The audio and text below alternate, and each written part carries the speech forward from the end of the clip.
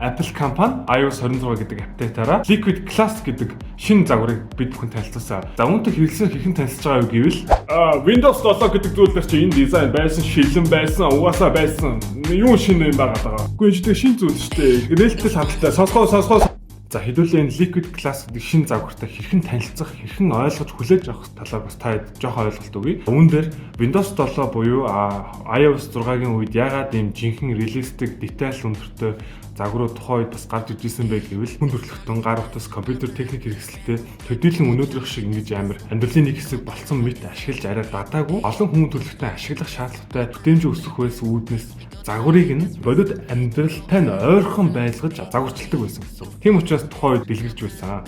За одоо юу болоод байгаа вэ гэхлээр бид нар нүдний шилээ зүгээд энэ дээр чинь хин нэгний чат message pop-up notification ирэхэд байгаа учраас атал нь битүү цав цагаан байж болохгүй алхаа явж хата юм өргөд унч хавъя л та бидний амьдралын хэм маягтай уусж байгаа учраас буцаад одоо тэр зүйл маань эргээд ирж байна гэсэн.